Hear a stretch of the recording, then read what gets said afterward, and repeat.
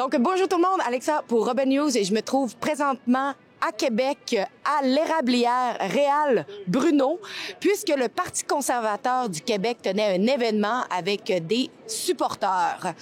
Je suis ici pour non seulement poser quelques questions aux gens qui vont assister et également leur demander des questions comme, on voit que présentement dans les sondages, c'est sûr que le Parti québécois est en hausse, la CAQ est en dégringolade et j'aimerais qu'ils m'expliquent qu'est-ce qui explique le phénomène de voir la CAQ descendre aussi rapidement dans les sondages? Et également, qu'est-ce qu'ils pensent d'avoir un référendum sur la souveraineté, puisque c'est la promesse électorale de Paul Saint-Pierre Plamondon, le chef du Parti québécois. Donc, laissons voir qu'est-ce que les gens ont à nous dire aujourd'hui. C'est ça qui est arrivé. Les anciens péquistes qui étaient allés à la CAQ, ils sont retournés au PQ tout de suite quand ils ont vu que Legault, c'était un gars qui était pas fiable, qui était pas fidèle. Mais quand tu retournes avec ton ex, peut-être ça peut marcher un soir, ça peut marcher une semaine, ça peut marcher 3-4 mois, mais tu comprends rapidement pourquoi tu étais parti aussi la fois d'avant, et après ça, tu cherches quelque chose d'autre. Et c'est, moi, je pense que le Québec va être dans cet état d'esprit-là très bientôt. Pourquoi pensez-vous que les gens, en ce moment, sont en train de délaisser la CAQ? La CAQ est en dégringolade et le monde se tourne vers le PQ, qui pourtant propose à peu près les mêmes politiques, les mêmes choses que la CAQ. Je pense que c'est un vote de contestation purement et simplement. Comme dirait Gilles Proulx, c'est un vote de parking. Je pense qu'il y a beaucoup, autant que oui, il y a des anciens péquistes qui sont retournés au bercail, comme on dit, sont retournés aux anciennes amours. Mais je pense que majoritairement, les gens se casent là pour l'instant parce qu'ils voient, via le pompage des médias traditionnels en faveur de Paul Saint-Pierre Plamondon et du Parti québécois. Il faut pas se le dire, ce gars-là est pas sans talent. Là, il joue quand même bien ses cartes politiquement. Il voit une certaine aura que c'est lui le challenger principal du gouvernement caquiste. Et donc, les gens veulent plus voir la CAQ au pouvoir, donc ils regardent leurs options. Je pense que c'est vraiment plus pour mettre la CAQ dehors que purement idéologique, là, du moins pour une majorité. Je pense que les gens retournent à leurs anciens amours. Et c'est ça, ils vont s'apercevoir que même s'ils reviennent dans leurs anciennes chaussettes éventuellement, ça veut pas dire que c'est la bonne. Fait que donc, je pense que c'est un moment de réflexion qu'ils prennent entre deux possibilités, parce que selon les sondages, on nous dit que 65% des gens ne veulent pas d'un prochain référendum, qui sont pas prêts à ça. Ça va nous coûter énormément si on le perd encore une fois. Je pense que les baby boomers, qui est l'électorat qui vote le plus, qui ont été vers la CAQ, reviennent au PQ, et aussi qui connaissent pas bien la plateforme conservatrice. Tu sais, nos plateformes qu'on a, nos politiques, on n'est pas couverts médiatiquement beaucoup. Les médias parlent pas beaucoup de nous autres. Fait que là, ils se sont virés rapidement vers le PQ. Comme moi, comme maire, les gens me le disent sur le terrain, c'est fini la CAQ. On s'est fait avoir 2 fois, là, on a compris. Là, ils retournent au PQ, mais ils veulent rien savoir de la séparation de référendum. Je pense que c'est structurel, parce que le CAQ et le Parti québécois, ils partagent le même électorat. On sait que beaucoup de caquistes sont des anciens péquistes. François Legault était ministre du Parti québécois. Donc, il faut pas trop être surpris par ce phénomène. La CAQ puis le PQ, c'est la même affaire. C'est des frères jumeaux. La seule différence entre les deux, c'est officiellement que l'indépendance, la proposition d'indépendance, mais la CAQ est formée essentiellement de caquistes. Alors, les caquistes, pourquoi ça a baissé? Parce qu'ils sont retournés vers le PQ. Je pense que la CAQ a beaucoup déçu. Ils ont fait beaucoup de promesses qu'ils n'ont pas livrées. On retourne naturellement aux sources qui sont le PQ. D'ailleurs, beaucoup de membres d'électeurs de la CAQ, c'est des anciens électeurs, des anciens membres du PQ. Donc, on retourne naturellement au bercail. C'est la seule chose que je vois. Le PQ, c'est la CAQ, mais avec un référendum sur la souveraineté comme diversion en plus. Parce que sur tous ces enjeux-là, le PQ n'est pas plus pour le privé en santé, le PQ veut pas plus réduire la taille de l'État, le PQ veut pas plus construire un troisième lien, le PQ veut pas plus enrichir les Québécois de façon responsable avec notre gaz naturel. Je peux partir de tous les dossiers qu'on vient de parler. Le Parti québécois, c'est la CAQ, mais ils veulent un référendum très rapidement en plus de ça. Un référendum dont on sait que 65% des Québécois ne le veulent pas. Qu'est-ce que vous pensez de ça, de revoir un autre référendum sur la souveraineté au Québec? Une perte de temps. Les gens vont voter majoritairement contre l'indépendance du Québec. Ben moi, je vais le casser, je suis souverainiste, mais pas de la manière que le Parti québécois au PSPP veut le faire. La raison pour laquelle je m'implique au PCQ, puis je suis également souverainiste, qu'est-ce que tu fais là? C'est que moi, je vois la souveraineté dans un objectif via un Québec qui est décentralisé, qui fait la promotion de l'entrepreneuriat, qui devient de plus en plus riche et qui montre au reste du Canada qu'on est capable de gérer nous autres mêmes, économiquement, socialement, et on rayonne. Et quand ça va arriver, le jour où c'est que dans mon rêve que je souhaite, que le Québec va être capable de gérer lui-même et que, économiquement parlant, on va traîner le reste du Canada comme un bras mort, ben, l'idée d'indépendance va venir d'elle-même. Ça sera même pas obligé d'être forcé dans la gorge des gens. Ils vont se dire, regarde, c'est pas qu'on vous aime pas, mais on est rendu à cette étape-là. Fait que là, présentement, je pense que ça fonctionnera pas plus avec PSPP parce que c'est la stratégie de on tire la plug puis on verra après. Alors qu'on a 11 milliards de déficit, on s'en va vers un gouvernement Parti québécois que, historiquement, très ami des syndicats, toujours plus centralisateur. Il arrête pas de dire que, oui, mais on va enlever la moitié des fonctionnaires fédéraux, donc on va couper dans la bureaucratie. Ouais, mais t'as l'équivalent de Santé Canada au Québec, puis les agents frontaliers, puis le nouveau ministère des Relations internationales. Ça va pas prendre plus de fonctionnaires, ça? Fait que, personnellement, je trouve que c'est un peu parler des deux côtés de la bouche là-dessus. C'est inquiétant parce que j'ai l'impression que l'argent public n'est pas géré de la bonne façon. Un référendum, ça va coûter cher et ça fait partie d'autres coûts. C'est un coût parmi d'autres, un gaspillage de fonds publics parmi d'autres qui s'accumulent et qui ajoutent au fardeau fiscal. Et si le Québec devient souverainiste, il ne faut pas oublier que le Québec va devoir assumer une part de la dette fédérale.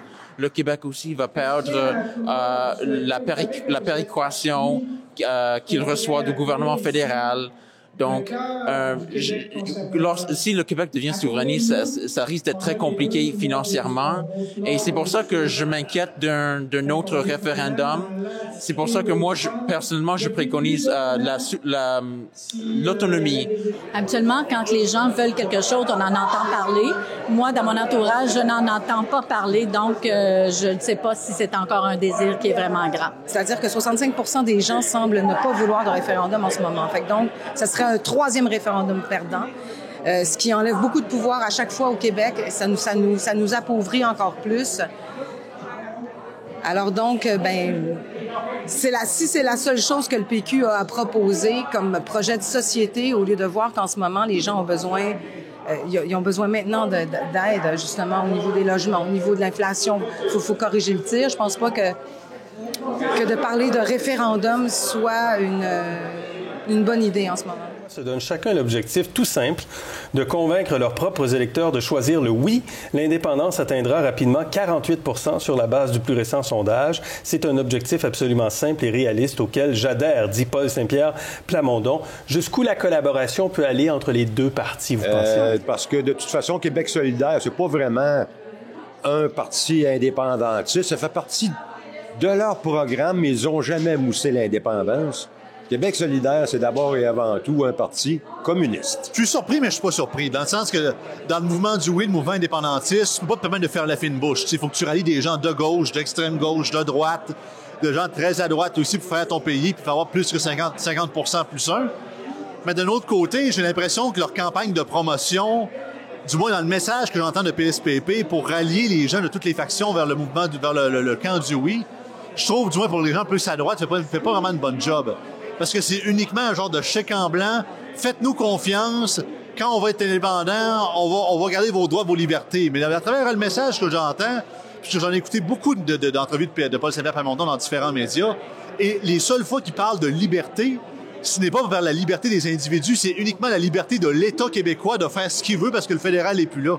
Fait que pour plusieurs gens comme moi et pour d'autres ici, c'est carrément dire qu'une chance que le fédéral est là parce que le Québec, déjà qu'il est dans nos vies dans plein d'instances, ben là, c'est comme si, en devenant indépendant, on deviendrait quasiment enfermé avec notre propre tortionnaire, là. Puis le fédéral ne pourrait plus nous aider. C'est un peu absurde de voir pourquoi ils s'allient ensemble là-dedans. C'est-tu parce qu'ils voulaient faire une coalition des deux partis ensemble dans le temps des dernières élections que le PQ était rendu faible, comme on dit, là.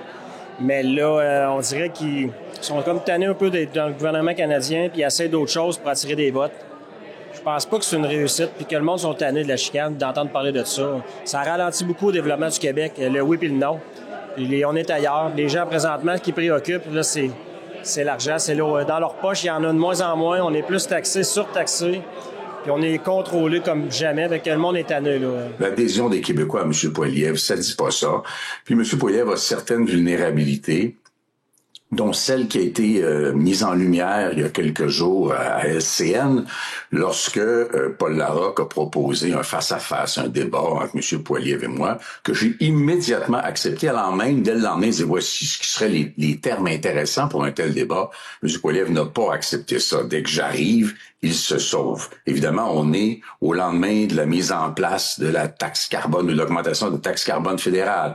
Donc, les conservateurs sont de nouveau avec des affirmations comme quoi, la taxe carbone fédérale va faire mal au Québec, alors que la taxe carbone fédérale ne s'applique simplement pas au Québec. Je suis loin d'être un fan de Justin Trudeau, de Jack Mixing, mais au moins, quand il essaie de passer une pilule qu'on n'aime pas, il y a un rôle dans le sucre un petit peu.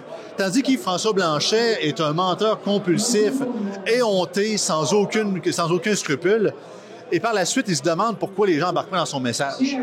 Et il se fie purement et simplement à la crédulité de son électorat, qui est majoritairement des gens d'un certain âge, plus boomers, plus de la région baby-boomer, qui sont pas nécessairement sur Twitter, qui voient uniquement ce que les médias traditionnels lui disent, ce qui n'est pas toute la vérité majoritairement parlant.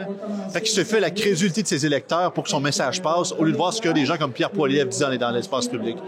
Puis de faire la guerre au pétrole dans un moment qu'on est présentement, je trouve que c'est vraiment pas idéal du tout pantoute. On va endosser n'importe quelle idée, en autant que ça touche à l'environnement, en autant que ce soit vert. On se pose pas de questions. C'est vert, c'est environnement. Taxe carbone, OK, go, on va là-dedans. Mettre des taxes, c'est la grosse mode aussi présentement. On regarde pas les dépenses, on ne regarde pas contrôler les dépenses, réduire les dépenses. On peut taxer davantage, puis personne ne s'oppose à ça pratiquement.